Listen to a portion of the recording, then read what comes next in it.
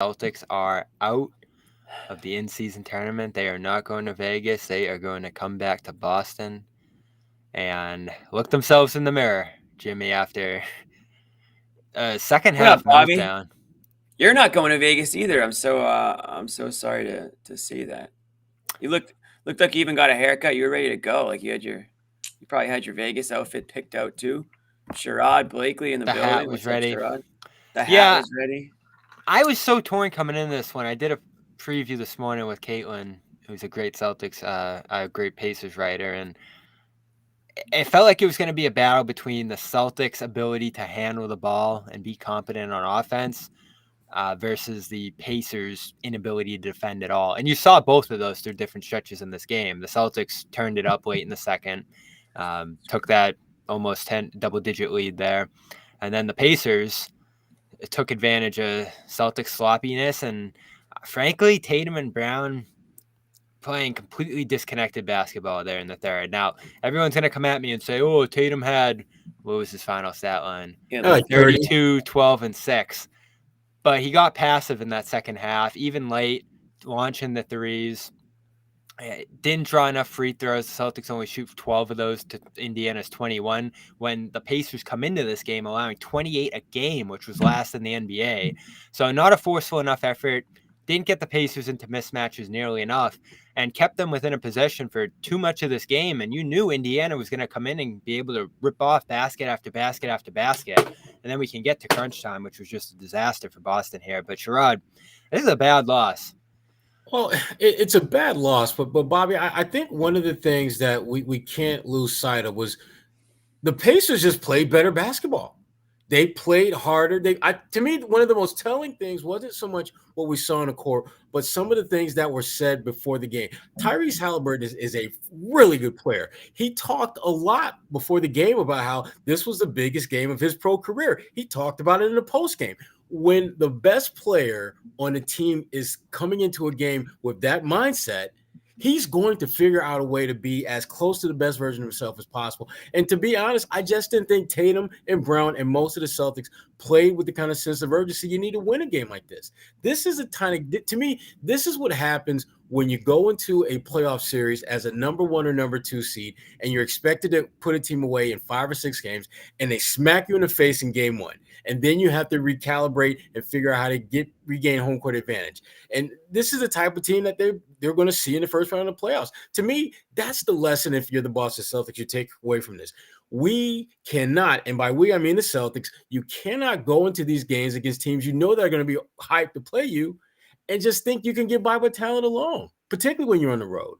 They were way too cool breezy in this game. I felt that, Jimmy. I did too. And the Pacers, they're an underrated team right now. They play in Indy. They don't get a lot of star. They're not getting the national televised games. This was Haliburton's first TNT game ever in his first career. Team, which is hard to believe because this guy has been good for a while now. But now he's gone from, good to like if you're a casual, like you know the name Haliburton. I think after tonight, this is this is a coming out party type game. Whether it was the 3-pointers, whether it was the floaters, man, he just went to another level in the second half there. And that 4-point play in the fourth, my goodness. Oh, backbreaker. That was unreal. Yeah. Then when that fell, I couldn't believe it. So a lot of energy from the Pacers. Nesmith doing his thing out there, running all over the place. I think he had a dunk as well. Haliburton, Turner's getting involved. The Pacers, I think they played a different type of basketball in the second half. I don't know what Carlisle said to them at halftime, but they were probably a little soft in the first half. And I think Carlisle said, listen, if you guys are going to play soft, this Celtics team will beat you because they can play soft too, and they can out-talent you, right? They can score a bit more than you guys can. If you're not going to make them work, if you're not going to bang down low, if you're not going to be energetic and run up and down the court and make them work harder, they'll run you out the building. And so the Pacers came out harder in the second half. Of course, Haliburton went into dummy mode and he hit some big shots there, but it wasn't just him. It was Healed. My guy McConnell was getting crafty out there at times and confusing guys out there. It was a great all-around team effort from Pacers. They deserved it tonight. The Celtics, I think, thought that maybe they could just win on talent. And it's like mixed. It's like almost like mixed messages. I mean, the way that they won the last game, where they won by what 30, and they were kind of like complaining about the They fact won by 50. 50. Yeah. sorry, Yeah. whatever it was. It was a lot of points. Yeah, and they had to, and they complained about having to run up the score and this, that, and the other thing.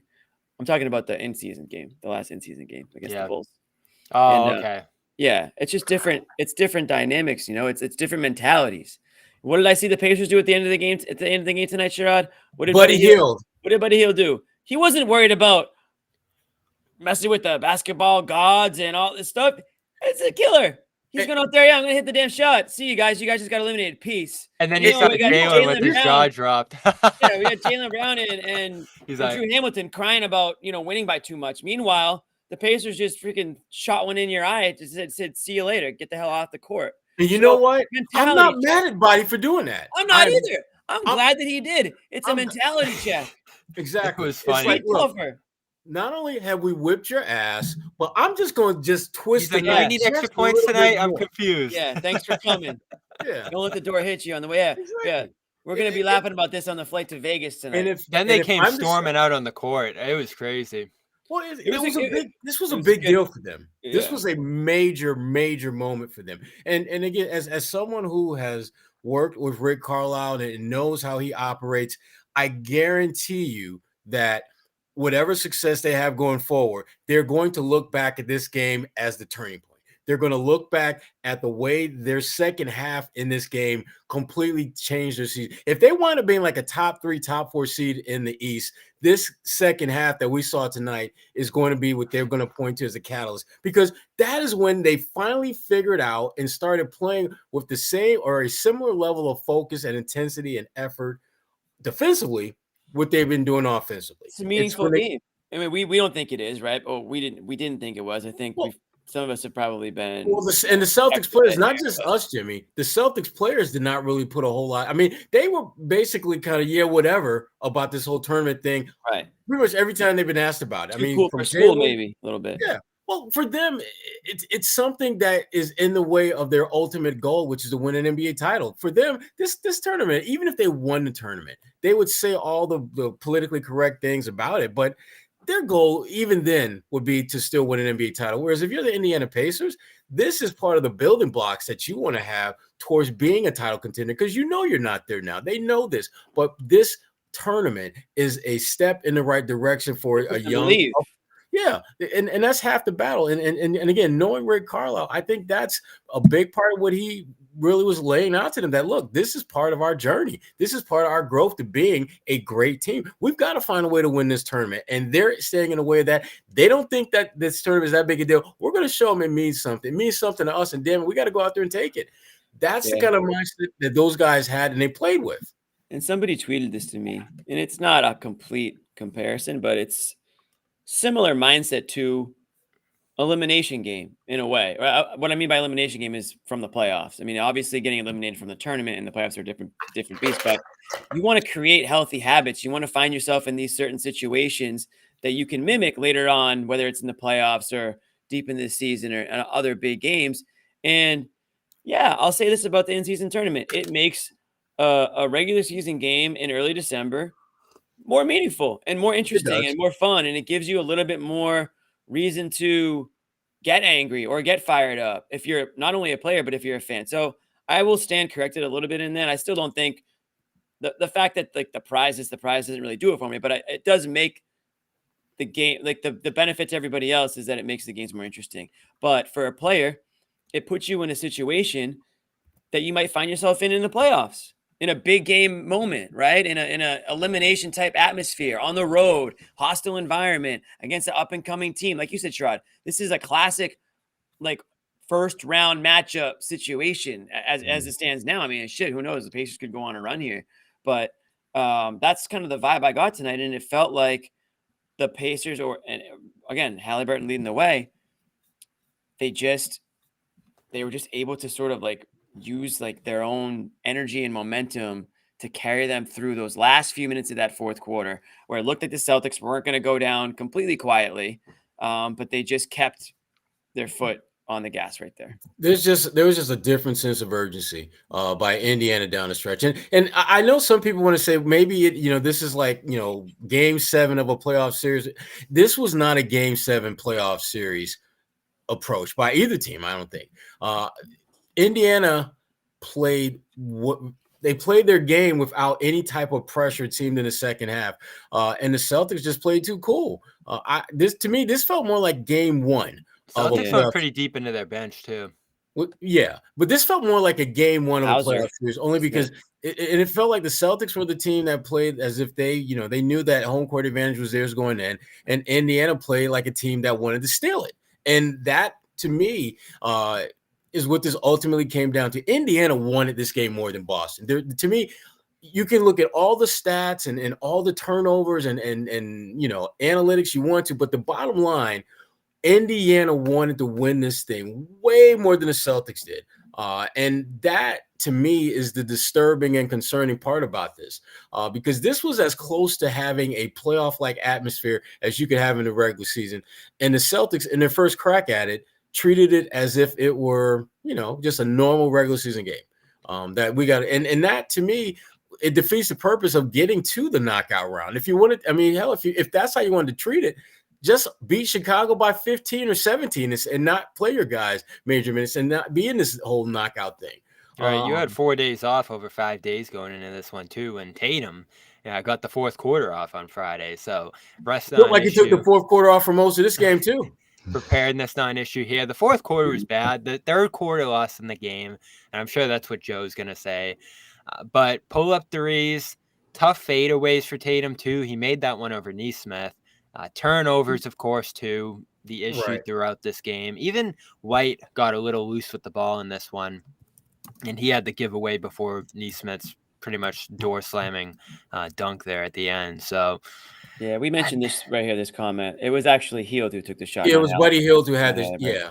But to answer the question, dude, I'm completely fine with it. It's a tournament game. These guys are fired up.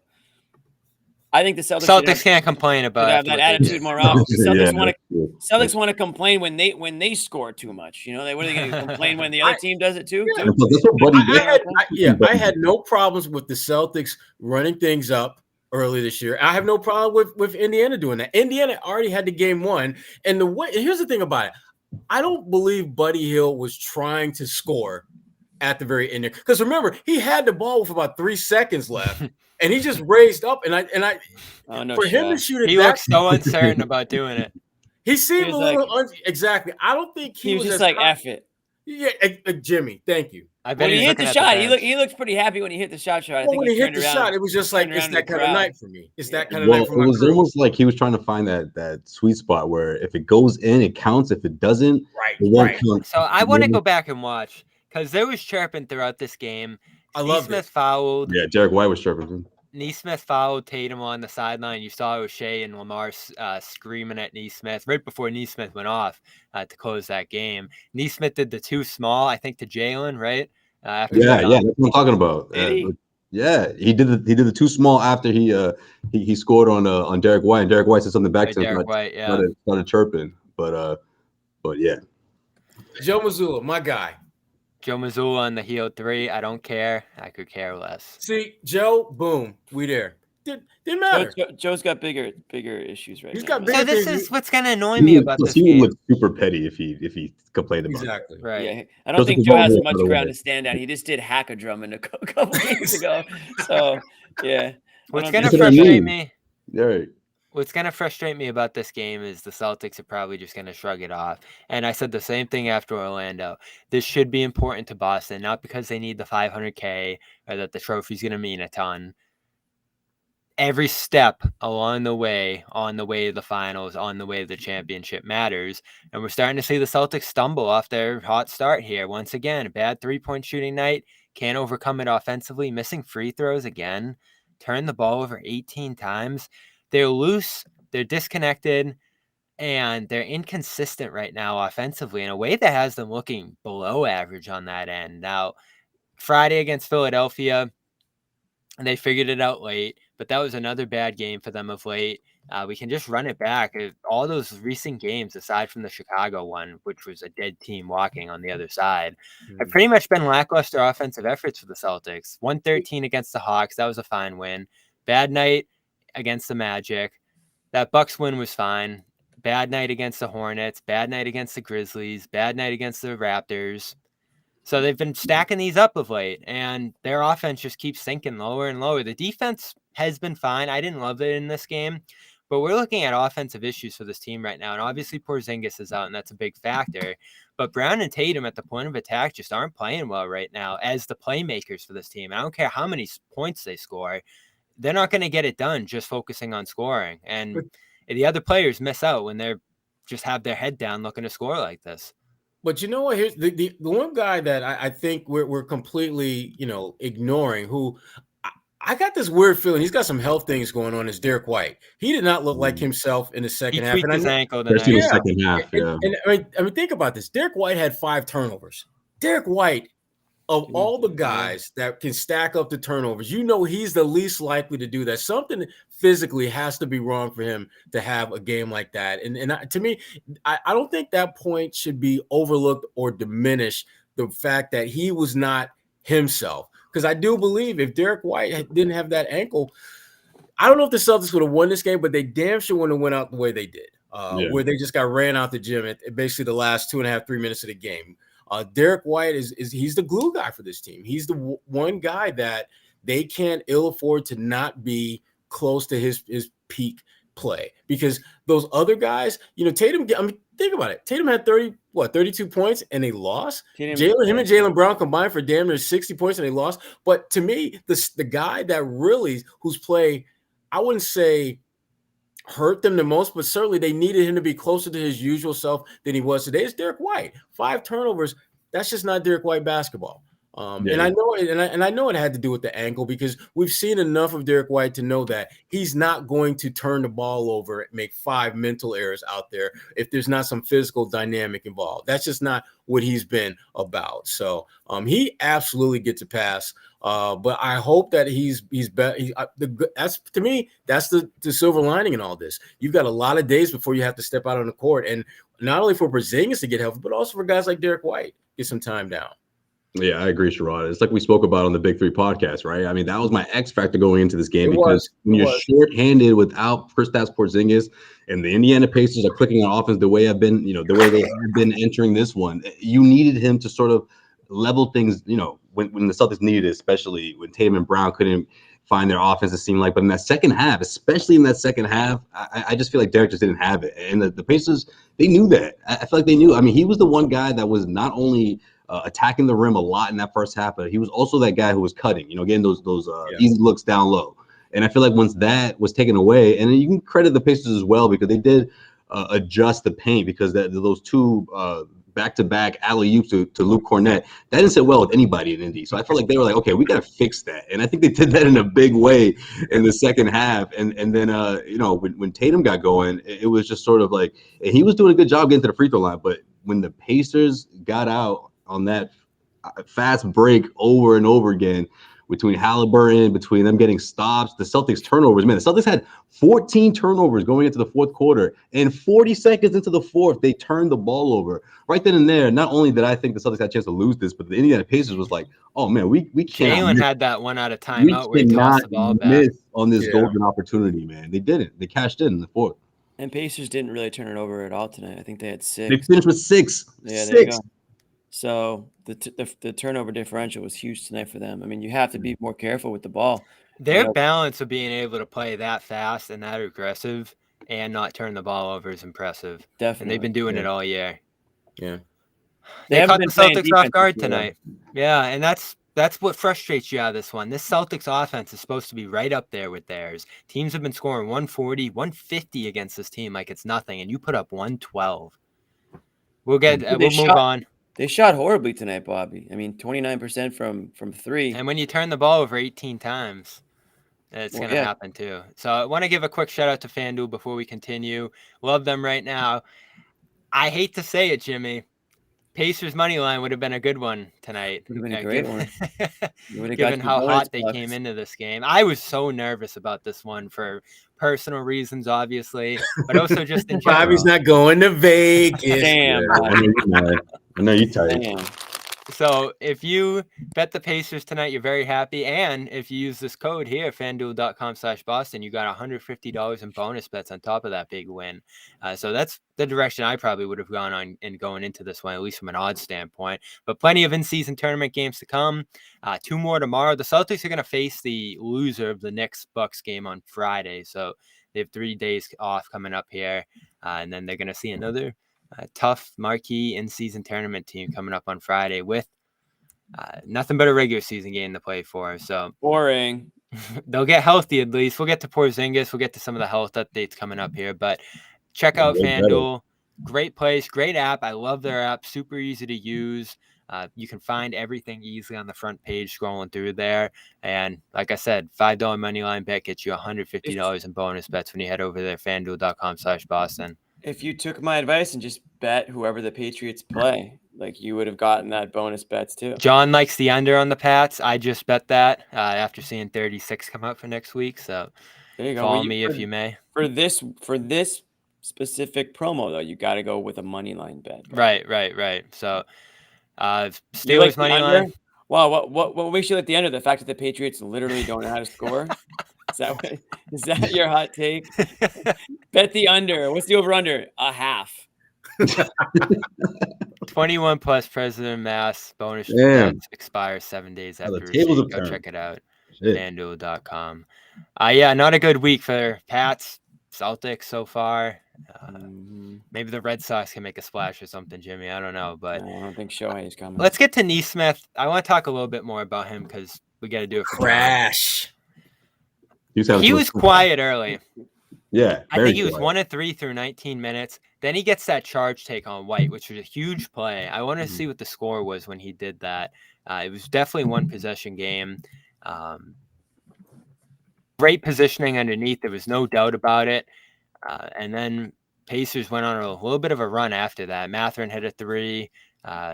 Hield hit that 3 after Cornette's block that bounced out to him, and the Pacers went up 9 late in the third there and end the quarter up 8 heading into the fourth. So that was a big mountain for the Celtics to have to climb after a 15-3 Pacers run. But it all started with an offensive foul by White driving into Neesmith. Neesmith blocked Tatum later. And then to close this game, he had a really nice look at a 3 that would have put it away even earlier, but he missed it. Comes back with that dunk over White. Bunch of different layups in the lane, some real craftiness driving to the rim against some aggressive closeouts by the Celtics. And then that exclamation point dunk there. Tough defense. He's their best defender. He's drawn the most daunting assignments on the other side. And you can see the chip on his shoulder. We heard it when we interviewed him here in Boston before that game that they played here. He just was very short, very frank, not sentimental at all. And then you could see in the game, like turn to the crowd, yelling at them, the chirping with the bench in this one, chirping on the floor, and then that big exclamation point dunk. He's trying to show that this is always what he was capable of, and the Celtics just didn't give him an opportunity there. He said it over and over again. All I needed was a chance. Consistent minutes, consistent run. He's getting it here in Indiana and showing what he's capable of.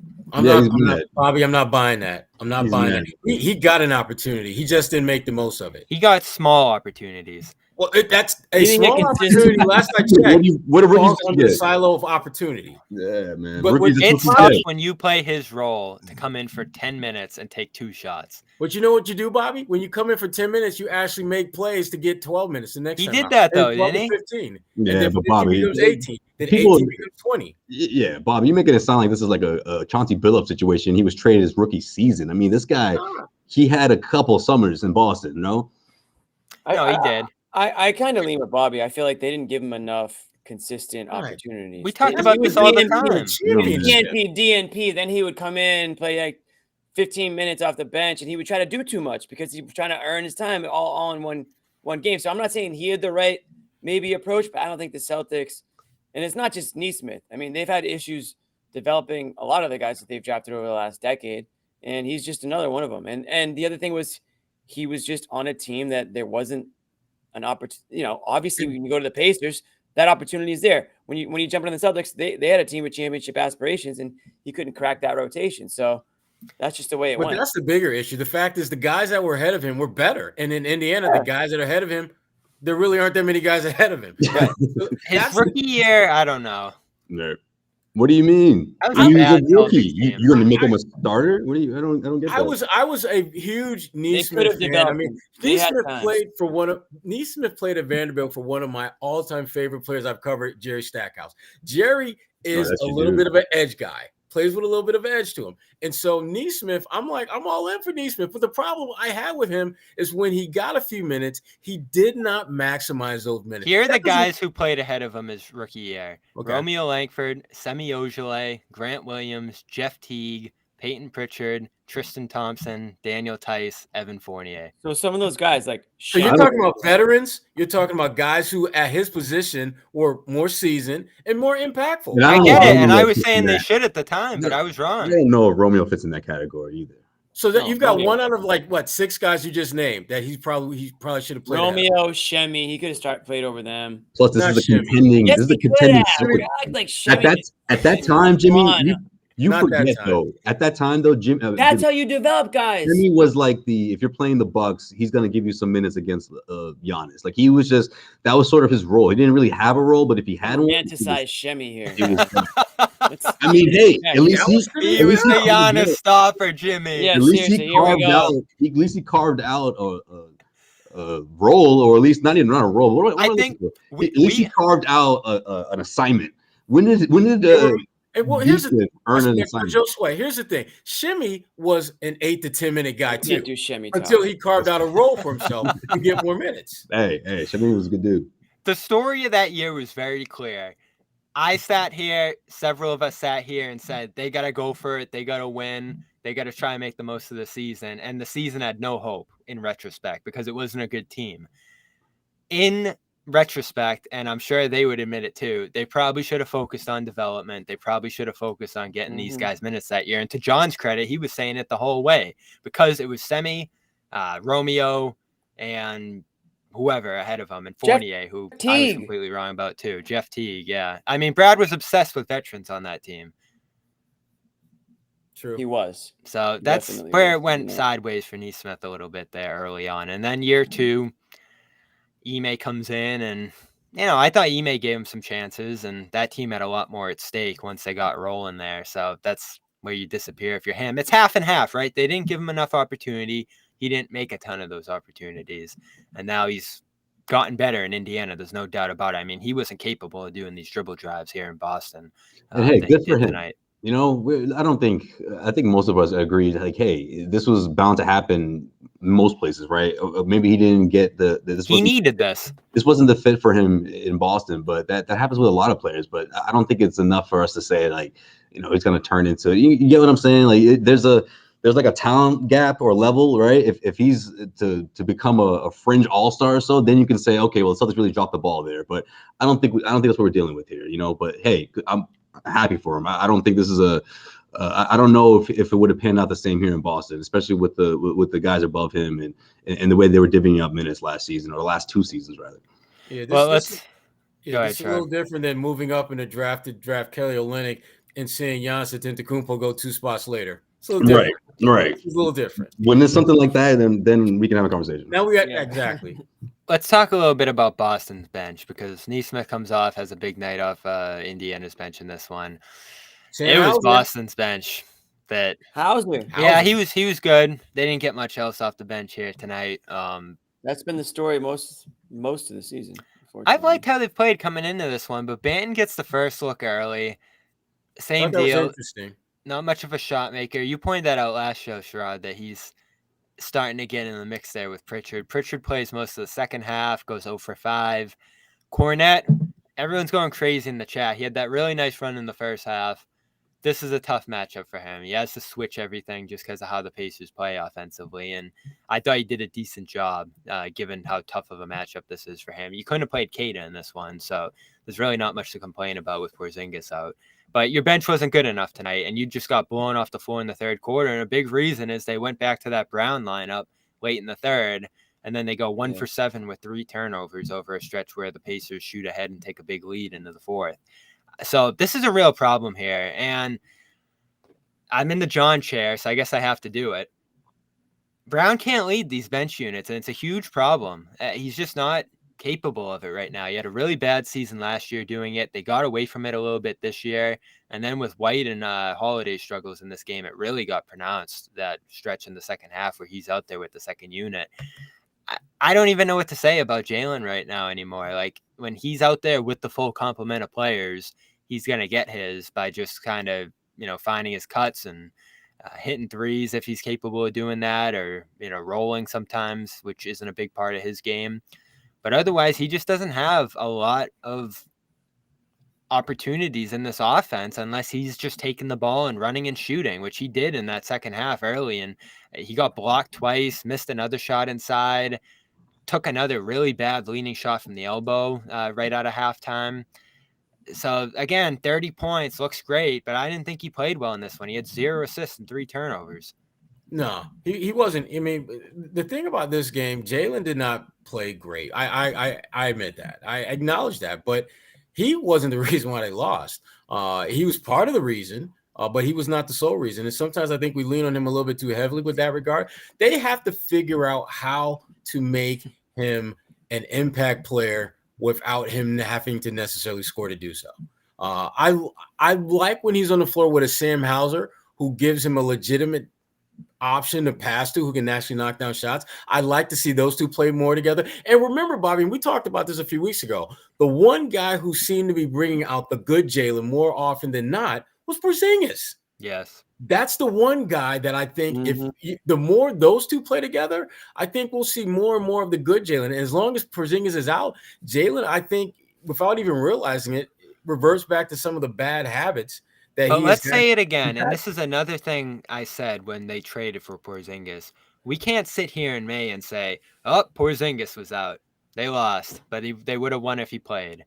Because that's what you get with Porzingis. He's hurt all the time. So they have to be able to figure out how to function offensively without him out there. And they've missed. How many games has he missed now? What is it, 3? Yeah, man. Don't be pushing that narrative, as Jason Tatum would say. Not this year, at least, but it's so far it hasn't been as bad as no, he's been relatively healthy to start the year, but it wasn't surprising that he got hurt. No, but the thing is, the Celtics, the more games that he isn't healthy enough to play, the more crystal clear it becomes how important he is for them to win. They can win some games without him, without question. They've proven that. But over the course of an extended period of time, like we're talking 5, 6, 7, 8 games, they're going to drop a couple of those games, in large part because they won't have him on the floor. Not just because of what he does from a production standpoint, but the domino effect that his presence has for those around him. Jaylen Brown specifically is a better player when Kristaps Porzingis is in the lineup. It has, with the eye test, the stats test, Jaylen is just better. And why is that? I think there's a couple reasons. When him and Porzingis are in a pick and roll, it's kind of scary because Jaylen becomes exactly what you want the ball handler to do in the pick and roll. You want him to be a dual threat, the ability to shoot the floater, the ability to throw it up for the lob dump. Jaylen seems, for whatever reason, to be really comfortable running that with Porzingis, and he's a problem because he has the ability to knock the mid-range down. He can clearly throw the lob to Porzingis, and Porzingis can finish at the rim. So not having that type of player around, it makes Jaylen less than his best. And Jaylen, it just feels as though he's falling back into some of those bad habits of just, like there were at least, I want to say at least 3 or 4 possessions where Jaylen took shots and there was nobody under the rim except Pacers players. Yeah, he shoots sometimes, Jimmy, like he hasn't shot in a while and he needs to take his turn. Mm-hmm. A lot of people say that, and it looks true. Well, yeah, he usually goes right into his offense a lot of the times, even if he's being double teamed. If he feels like things aren't going his way, he feels like he's like a couple layups away from turning it around. That's always been Jaylen's approach. And even in this one, I thought it was interesting how in the last couple of seconds before halftime, it was like the only time in his career I've seen Jaylen pass off the half court heave or whatever, but it was too little, too late, and it was an awful pass. But at least his head was in the right place. He was looking for he made the right look. He just didn't have enough time, and he put a little too much mustard on that pass. I thought Jaylen did some nice things tonight. I liked his aggressiveness early on in the game. I thought he was out in transition. The Thunder. You always do, Jimmy, but it's the balance between playing within the flow of the offense and the aggressiveness. And when you have 0 assists, you didn't strike that balance clearly. No, and that's been a problem. I mean, the 0 assists is not just tonight. It's been an issue previous games as well. And I think, you already touched upon it. When he's with that second unit, does try to take it upon himself to lead the charge, if you will, but again, falls into the habit of, I think, trying to do too much, forcing some of those shots, some threes tonight that I didn't like from him. I mean, he was I don't know what 2 of 7 from 3. So again, not a good shooting night. You look at the points and you say, okay, 30 points, 14 of 23, not horrible, but is he giving the game what it needs at certain points? -10 tonight. And there wasn't, when they weren't out in transition today, they didn't look good. Like the half court was out of sorts, I thought. It felt like nobody knew where they were going, who was getting. Yeah, it was clunky. That's probably the best word for it. And that's kind of like Jaylen Brown. I feel like sometimes he's really clunky when he's not just out in transition, using his athleticism. Yeah, and these numbers are staggering here. I don't know if these include tonight, but clean the glass, they got good on-off numbers. And when Jaylen's on the floor, the Celtics are 11 points worse per 100 possessions, which is in the 14th percentile of any player in the league. Last year, they were 6 points worse with him on the floor, which was 21st. So those minutes where he's out there and Tatum's off have gotten even worse. They score 7 fewer points per 100. They give up 4 more points per 100 when he's out there. How much of that is a knock on Jaylen, and how much of that is just Jason Tatum is just playing unbelievable basketball in more cases, more so than the knock is that he, and I'm going to throw the money out there because that's just how it goes. He's a $300 million player. Yep. Who, if the other star is out, can't carry the team. Right. And that's the killer right now. And this is what we debated when they signed the deal. Can you pay a guy who isn't going to be able to carry this team if the other star is out $300 million? It's tough. And for him to go in the opposite or worse direction, get worse with those numbers this year, it's tough. And I don't know how to fix it. It's the biggest problem on this team right now is where he fits in, where he can help maximize their chances to win. And we thought it might be defense, 6 fouls in this game. He gives up that shot to Haliburton. 4-point play. I don't know. I've defended him over and over again, and I feel like he's been a little better than people have made it out to be to start this year. But at night like this is tough. I mean, he needed to be better in this one. Agreed. There it is. Agreed. Facts my dog from Sherrod. So, I know what you're saying with that, Jimmy. This is what I have to do in the John chair. He was listening. Get out of here. I want to shout out another great sponsor. Josue saw it. Some people on Twitter might have saw it. I was cooking up a storm on HelloFresh this week. Same, bro. Josue was. What did you make? You made pasta, right? Yeah, it was the. Oh, you can make pasta. I know it sounded so basic. No, I was gonna let you explain it. Water. Josue's famous spaghetti, everybody.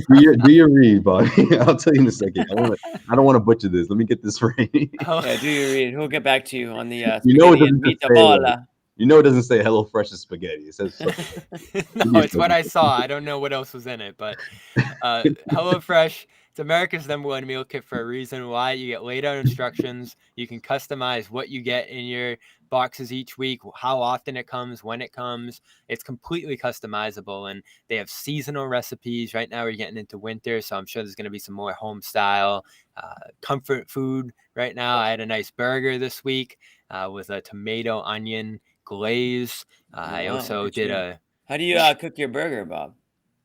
I do a medium. Okay. I keep it right average, yeah. So all right with you, Jimmy. Look at you. You pass the test. Good question to ask. It's a good question. It's a great question. Jimmy question.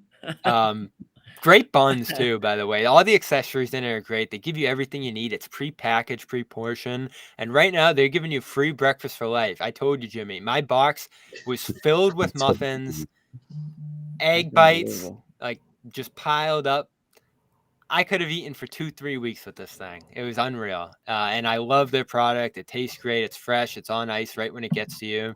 You can cook it right away. You can freeze it, save it for later, do whatever you want there. But they're going to bring it to you consistently too. So you might as well just eat right through it there and take advantage of the free breakfast for life right now at HelloFresh.com/CLNS free. That's HelloFresh.com/CLNS free. A free breakfast item in every box you're going to get as long as you use HelloFresh. So check it out. Yep. One of my favorite sponsors we've had here. And Josue is going to autograph everybody's spaghetti dish. He had the best spaghetti. Send him a picture. FYI. A picture of you with your spaghetti. So what was the dish? Spaghetti pasta lovers out there, if you let them know like that's your thing, they're gonna load you up with spaghetti. And obviously there's that balance as well. And if you ask me, man, the tomato herb spaghetti with a kick plus spinach. It was spaghetti. Garlic, panko. Man, let me tell you something, man. I'm a fan of the chili flakes, the red chili flakes. They said put it as much as you want, man. I put the whole bag in there. Had that nice kick with it. Cheese, so you got that cheesy. It's not like too tomato based, but you also have that creamy side to it with the spinach. Oh man, and the breadcrumbs, it topped it off perfectly, man. I'm telling you. And I made this meal in probably 35 to 40 minutes. I was taking my time with it, but you guys could probably do it quicker, man. I'm telling you. 35 minutes for spaghetti. Damn, Chef Boyard Josue over there. Yo, I'm taking my time. Or I was watching some soft spaghetti after 35 minutes. I was watching League Pass, damn it. It was boiling that shit for a while. Does anyone al dente, everybody don't mess it up, all right? Al dente, because when you're warming up, you don't want it to be all soggy, right? So you cook it al dente. Oh, you gotta cook it al dente. Yeah, that's like usually 4 minutes. Yeah, that's HelloFresh. They're the best. Yes, they are. I'll tell you about another one next episode.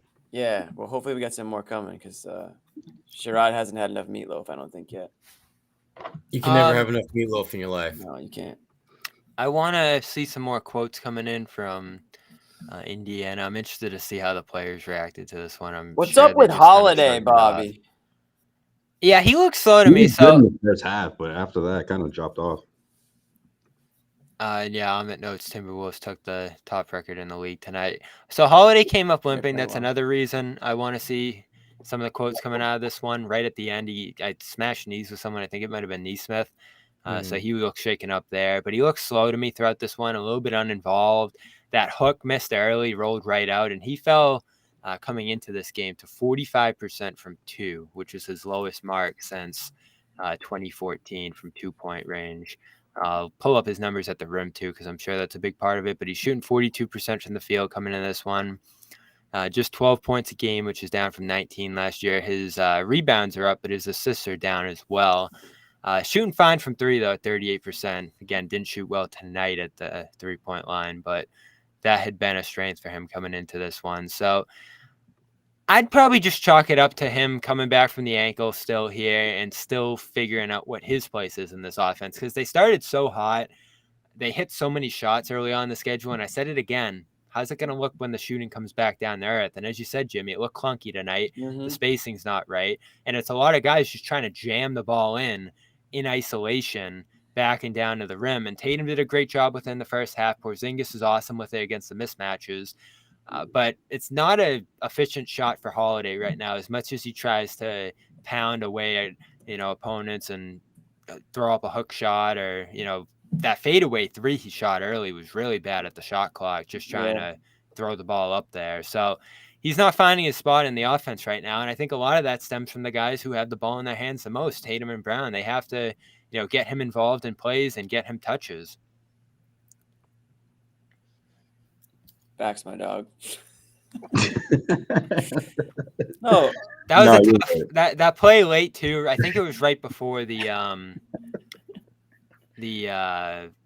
and 1-3, right? I was cruising Twitter. I was looking at quotes, and Derek White had just spoken, and he took a good chunk of the blame for the second half issues that the Celtics had. And I think it was Sherrod that you mentioned it. Yeah, Derek just wasn't himself. I mean, the 5 turnovers, the defense or lack of defense, I should say, on Halliburton. And again, no knock on Halliburton. He's a hell of a player.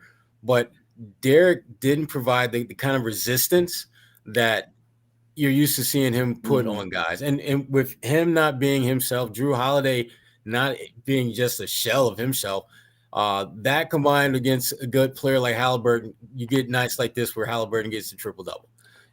So is this something to worry about with not to go back and forth, but we were talking about Drew and Derek White, I'm going to call that a one-off game. We know what he's capable of.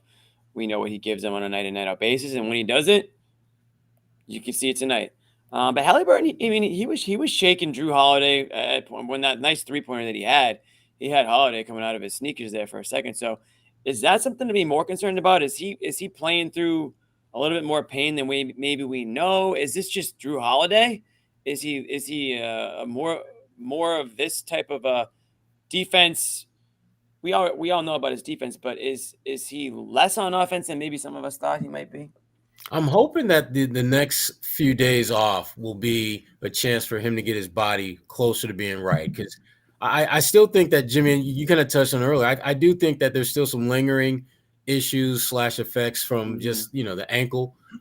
And hopefully the next 4 days will help with that. But that's no reason for him to be as poor defensively as I thought he was tonight.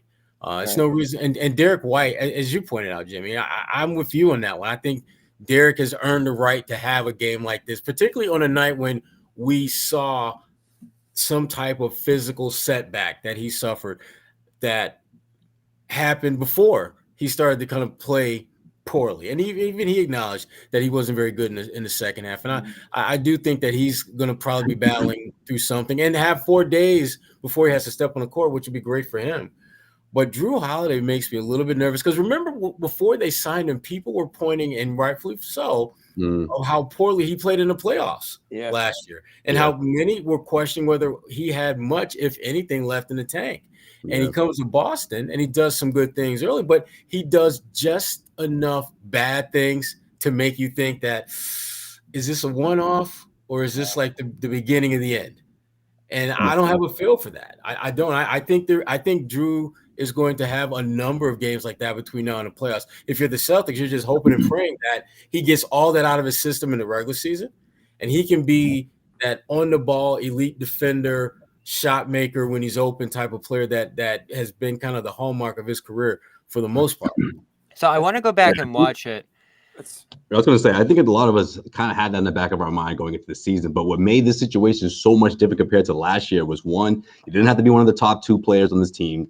Compared to Milwaukee, like where Chris Middleton has fallen, like that's what they needed him to be. So that's not the case here. So I thought that was a benefit in that regard, right? That you have Tatum and Brown and Porzingis in the mix as well. And then also the guy we're talking about as well, Derek White. I mean, having those 2 guys play off each other obviously takes a whole lot of that pressure off of Drew Holiday to be that, to be that lockdown defender in the backcourt when he has that type of help. But when both of these guys are banged up, man, there's a lot that the Celtics are giving up in that end of the floor. Well, and that's real quick. That's another reason why I think we're seeing Brown maybe struggle a little bit. You want Brown to focus on what he does best, finishing, scoring and finishing. You rely on guys like Holiday and White and, when Porzingis is back to do those other things. And specifically the guards, right? Holiday and White, who came on to start the year. They were the best, in my opinion, the best guard tandem in the NBA, the way they started this year. Now they're dealing with a couple of things, and I think we're starting to see that trickle down because now you're seeing Brown have to try to do a little bit too much. I think Tatum, we probably haven't given him enough criticism a little bit as much tonight either. I thought he tried to do a little too much. He had a couple sloppy turnovers, and his shot wasn't on tonight. So this was a game. This game kind of reminded me of past seasons where it was just like, you were relying on those 2 guys to do too much, and they tried to, and it didn't work out in the end. They didn't roll over and die. I mean, it was a competitive game. It was a fun game. They made their runs in that fourth quarter there, but ultimately, you didn't get enough from anybody else on that team to make up for the lack of production that Brown and Tatum were giving you down the stretch. The play that kills me late, this was actually right after the Halliburton 4-point play. So they're down 4, there's a minute left. There's 5 on the shot clock. Holiday just almost gotten his hands on that Halliburton kick out. Oh, yeah. He should have stolen it, and he dropped it out of bounds, or he didn't quite get to it. I don't know what happened there, but Pacers get another chance. They run a down screen that gets Hield coming up high, and both Tatum and Drew get stuck on Nesmith. And Hield's wide open for 3. And that was pretty much the game right there, giving up that 3 to him. They turn the ball over right after, and then Nesmith dunks it to make it 9. So that's just that crunch time execution we keep talking about. They had been good with it early in the year, but in a moment like that where you have a couple shots left to tie the game, you give up 5 points like nothing in just a few seconds there off some silly mistakes. So it's a kill. I mean, you just got to out execute in this game.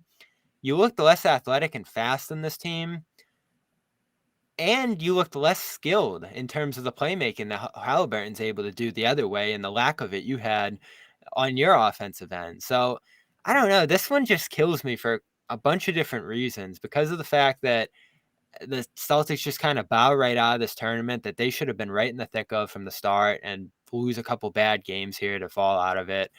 They pretty much got a free pass to get into it too, playing that Bulls team.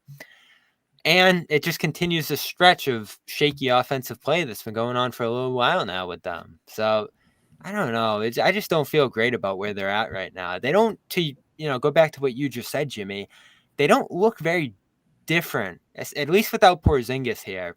Right. I think they recent do, teams.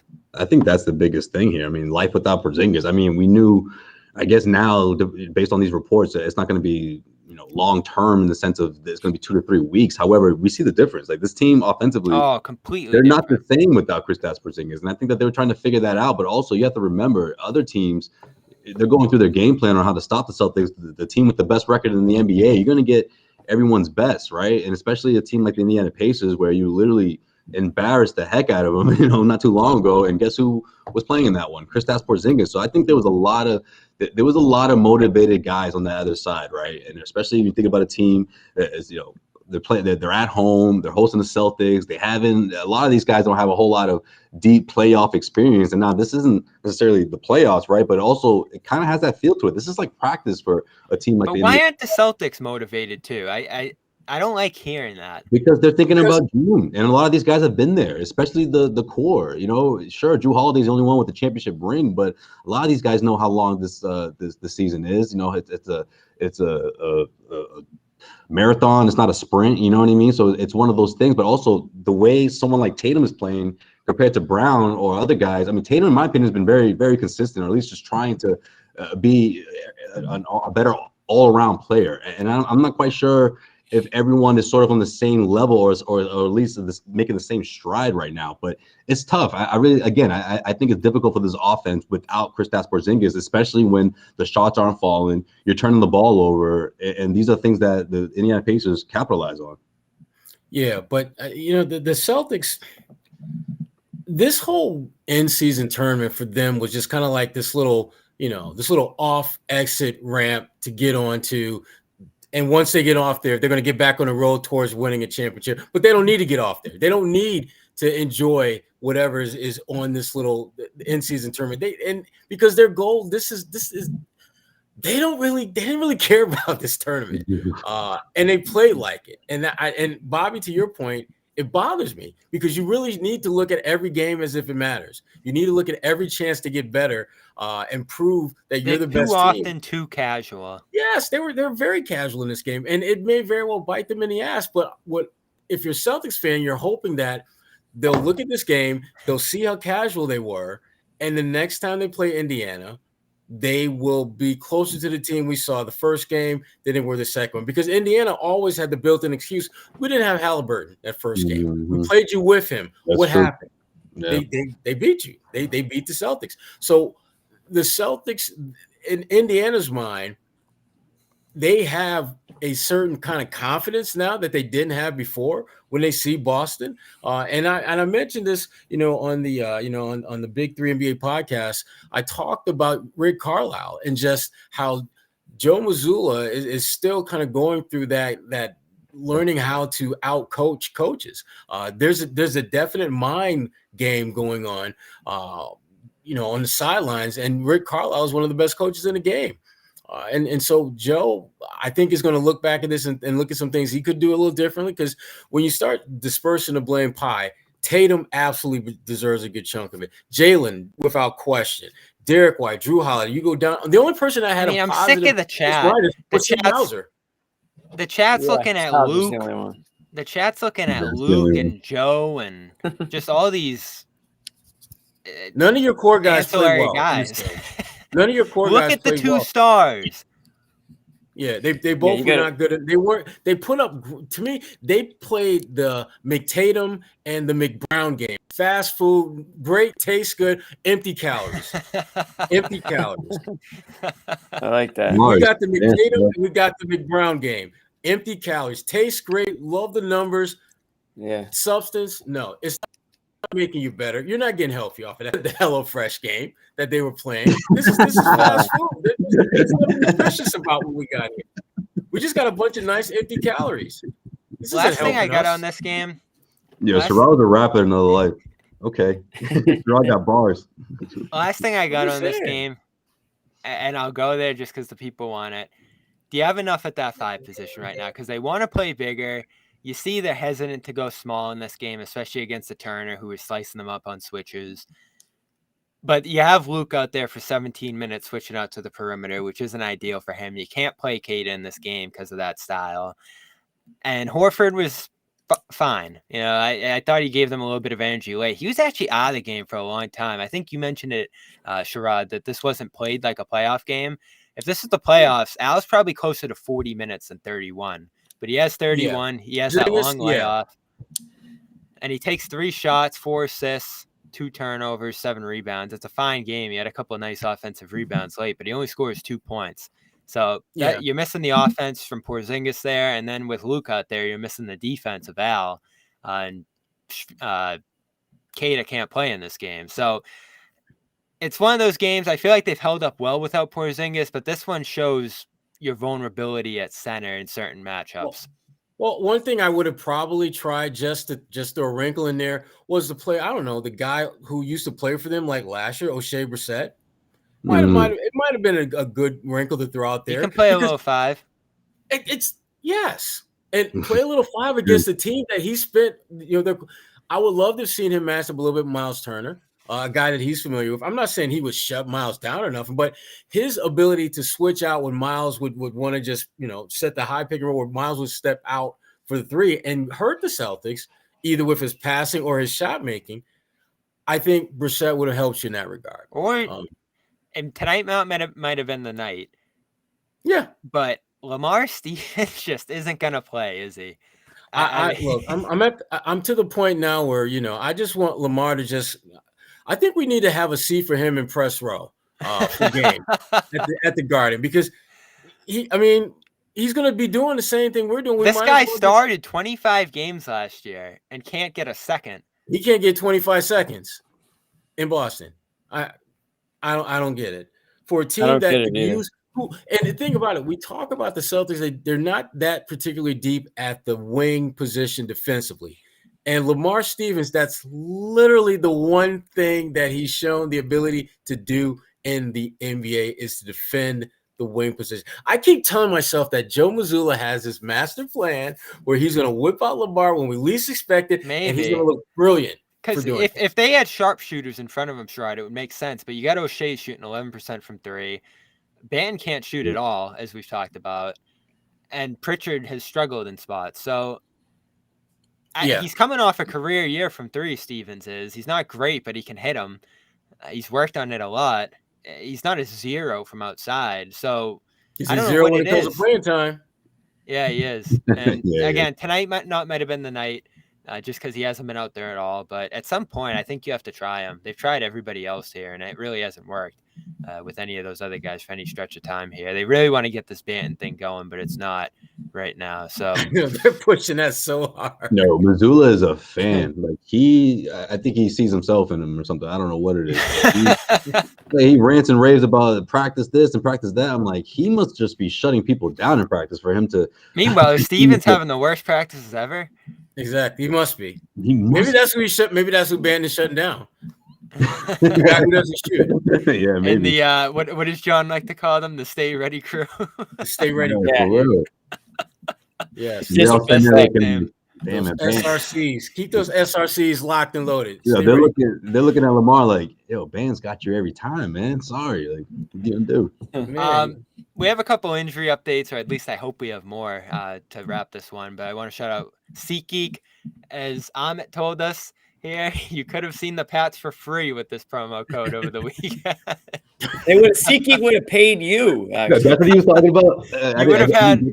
You would have had some site credit left over. Yeah, you'd have beer money. You still have some beer money left over. You would have got fan points or something. Now you would have saw a horrific game in the rain, but you still could have gone for free.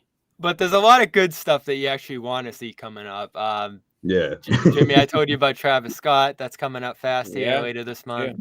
Yeah. You got Celtics games. There's a home game on Friday now. I'm sure those tickets are going to roll out now that they've officially set this game. So a lot of that, and they give you your quality deal on here. The sales team is pumped over at Causeway Street tonight. They get an extra game that the employees got to figure out. Like, Josue and I were talking to some employees. Who were like, what are we playing? So you remember that, right? Because literally they stopped Bobby and I mid-conversation to go, wait, if they lose, there's a game here? We're like, work here? Like, yeah, man. You mean I got to come and work this week? They're going to get an email. A couple of days if they lose this. So they're going to get an email tonight, Yeah, they got that email. They just got that email. Check it out. You might get a deal tonight. And SeatGeek scores them. Green's great. Yellows and Lucky's probably calling the crew up, being like, "Yo, can we got another game, guys? Get ready." Dreamers Pro. You gotta type Dreamers. Yeah, use Dreamers Pro, and you're gonna get $20 off your first order. I've used SeatGeek for years.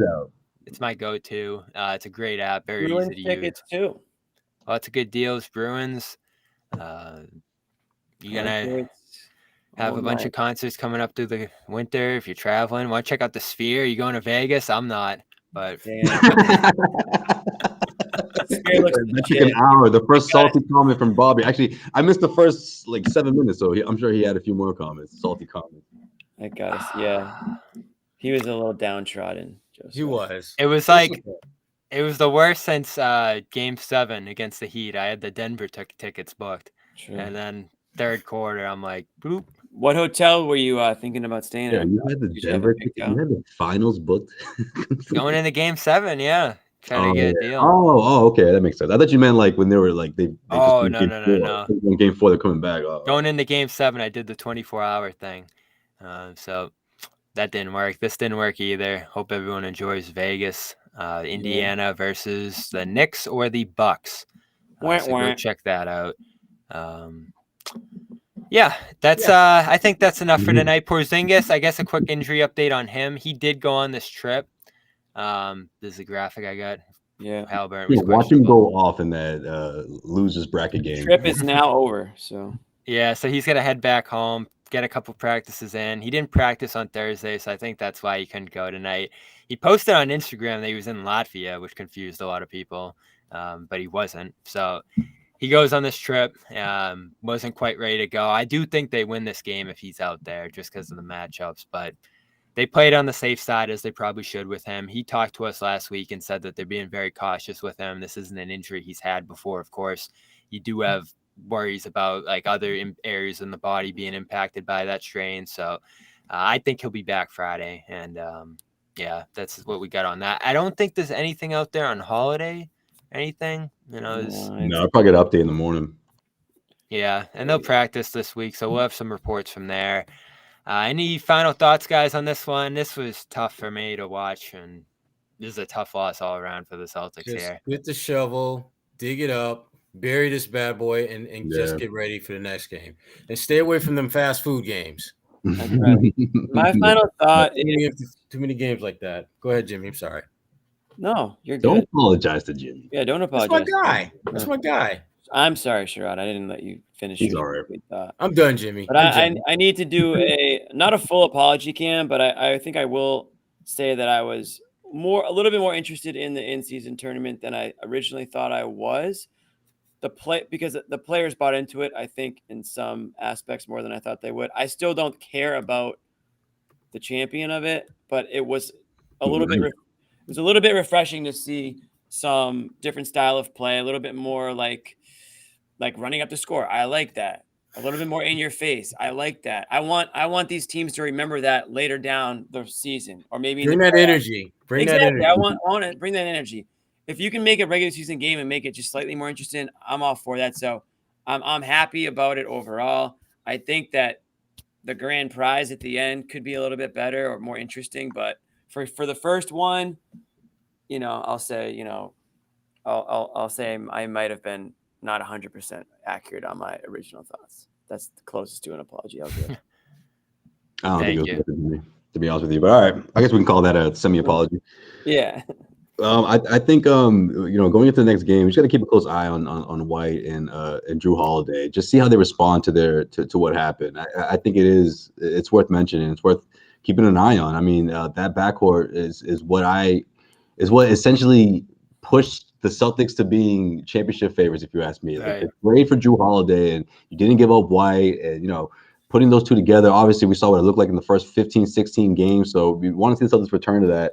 And I think this is a great teaching moment for these guys, right? You look back at this loss, the way it unfolded in that second half. You go through those mistakes, those turnovers, and you correct them. That's what you're supposed to do. You're still one of the top teams in the NBA and still talented enough to obviously get over this. However, looking back on this, I think when it's all said and done, regardless of who wins it all, we're gonna look back at the in-season tournaments and say teams like the Pacers and the Kings, again, whether they win it all or not. This is really what this is about. You know what I mean? Like teams like that. I shouldn't say it's what that's what this tournament's about, but those are the type of teams that benefit most. And I think we're seeing that in a big way in this game. Obviously, no Porzingis didn't help the Celtics, but you spiced things up a bit, and I think that really motivated this Pacers team, along with, of course, the huge L you gave them earlier this season. And because of the way things broke down in this in-season tournament, you didn't have home court. Now, I'm not going to sit here and be like, man, Celtics really, blew this one and shame on them. However, they can learn from this. And like Sherrod said, they're back on the highway to the road to the NBA playoffs and all that good stuff at the end of the regular season. But there's still a lot of basketball left. So let's see if they can turn this around. And hopefully, maybe this could be the start of, one of those impressive stretches where they win 12 out of 15 or something like that. Who knows? Well, you got a tough Knicks team potentially coming up. You got a Bucks team that you similarly punked last time you played them coming up here, and then mini series against the Cavs and Magic before you head out on the road. That Magic one's going to be a good one, man. That West before they head out west. Yeah. So it's a tough-ish. That's probably not going to happen, but you're gonna get tested, and I want to see how they respond to that for sure. Tough-ish stretch coming up for sure, and they build that practice here. We could practice coming up, which is needed. They do look a little banged up in that backcourt, Josue. So hopefully those guys get healthy here. Porzingis back. They need him badly, and they are not going to win the in-season tournament here. Pacers moving on. They'll play the winner of the Knicks and Bucks, who play tomorrow. They'll play in Vegas on Thursday. And then we got the West game starting right now, too, with the Kings and the Pelicans. What's the score of that game right now? No idea. I think the Pelicans are up at the half by 7, I think. Yeah, 69-61. So we're going to go watch that. Thanks to everybody for joining us. This is a frustrating one. Nice full chat here, though. Appreciate you guys being here as always. Thanks to Sherrod for stopping by. Josue. We'll be back at the Garden on Friday. Jimmy. Peace. Catch you soon. Enjoy the week here, everybody. Check out our practice reports, Celtics All Access. We'll tweet out when those are coming up this week. And other than that, we'll catch you again here soon. Celtics lose, eliminated from the in-season tournament, 122-112. This has been the Garden Report Celtics Postgame Show.